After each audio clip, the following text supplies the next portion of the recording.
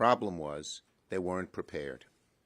We had offered to have an open and public debate and votes on multiple resolutions by Republicans. Rather than taking that time to hold the debate that Republicans claimed was imperative, they denied our fair and reasonable offer and didn't seem to know what to do. What we saw today was a microcosm of this impeachment since day one. Hallowed, frivolous, political. And we felt very strongly that we had to set a precedent that impeachment should never be used to settle policy disagreements. I felt that very strongly. This is the first impeachment I can recall. You look at history. None were done because there were policy disagreements.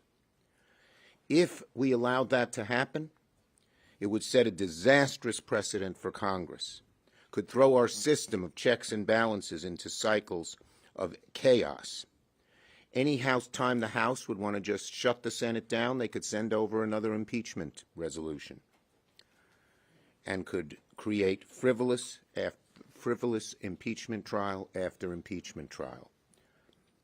So I felt it really important. The dangerous precedent was not the one the Republicans are talking about, but the one of letting impeachment take the place of policy disagreements. Cabinet person after cabinet person could be subject to this. We cannot have that happen, and I felt that that's what the Senate had to do to step up to its responsibilities. We're supposed to have debates on the issues, not impeachments on the issues. We are not supposed to say that when you disagree with someone on policy, then that's suddenly a high crime and misdemeanor. That would degrade government. It's clear that Republicans aren't interested in working with Democrats to fix the problems at the border. In fact, if they wanted to pass the bipartisan proposal we put together and have a debate on it about policy, fine. If Republicans, instead of spending so much time and energy on this meritless impeachment, work with Democrats on border reform, then we might have actually gotten something done. If House Republicans want to have a serious debate on border security, we welcome it. But everyone knows what's happening at the border is terrible and needs fixing. That's not a secret. The President knows it. Secretary Mayorkas knows it. Both parties in Congress know it. That's exactly why we had a bipartisan bill to fix it. Democrats worked hand in hand with Republicans for 4 months to draft the strongest border security bill in 30 years, a bill with dramatic updates to asylum and reformed parole, a bill that provided new tools for addressing the fentanyl crisis, a bill that provided new resources to Border Patrol agents.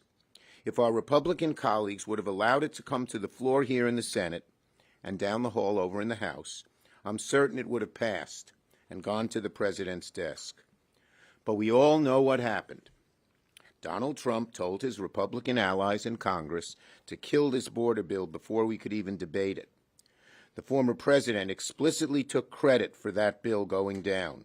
"Please, blame it on me," he said. His words. So let me say it just one more time. If Republicans, instead of spending so much time and energy on this meritless impeachment, worked with Democrats on border reform, we might have actually gotten something done on this very serious issue.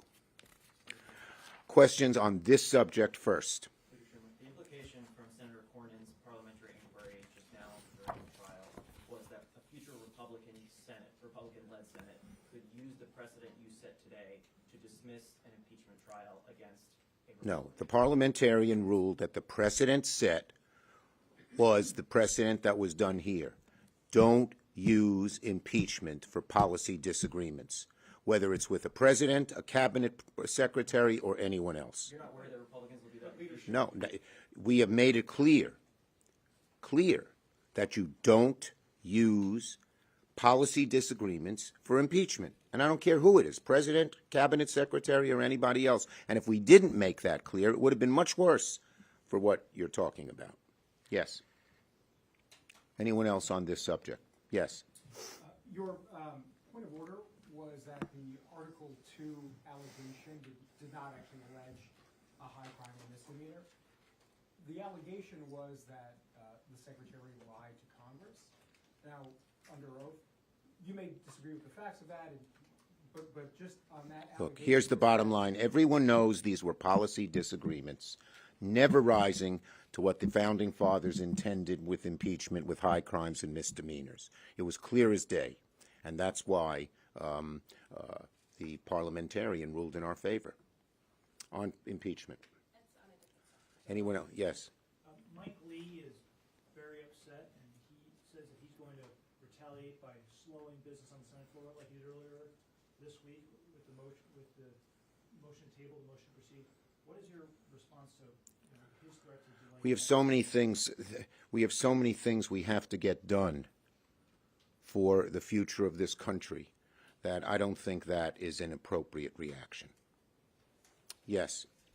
When will the Senate take up the House foreign aid bills that they plan to vote on Saturday, and do you think it'll pass? Do you mean the supplemental?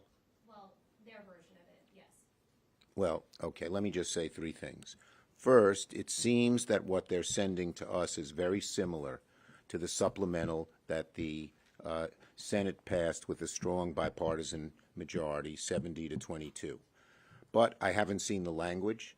I want to see the language and what has happened when they posted it. I've been in impeachment all day before making any final judgments, and I'd like to get it done as quickly as possible.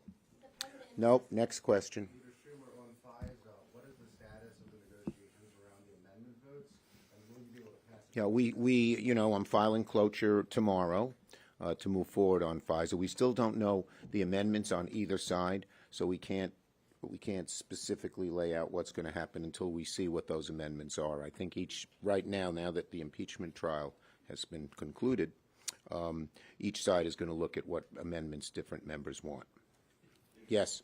The document expressed the worry that the House could shut the Senate down by saying impeachment. If the precedent were any time there's a policy disagreement and the House impeached and sent it to the Senate and you had to have a long and consuming trial, that would have been a bad precedent. What would have been the issue with doing a trial committee instead that's been done with judicial? Well, again, a trial committee just then relates to having a trial on the floor. Makes it even longer and more stretched out. If it's a policy if it's a real high crime and misdemeanor and there are arguable claims that it is, obviously that's what the Founding Fathers intended in impeachment. If it's a policy disagreement, that's never what they intended. Yes? From a scheduling standpoint, are you guys supposed to be on recess next week? Are you just going to stay in and try to do this supplemental? Well, look, we don't know when the House is sending it to us, and once they do, we'll be able to plot out where we'll go, and we have to do it, as I said, as expeditiously as possible. Burgess. Yeah, I was going to ask you want members to be on standby to make sure that... Same answer as I gave to your friend from NBC. Last one. The TikTok bill is part of the discussions on the House side in the supplemental. Is that something you support, and would that be a problem? Okay. If that becomes The House put it in. I haven't seen the language. I'm going to study the language. Okay? Thank you, everybody.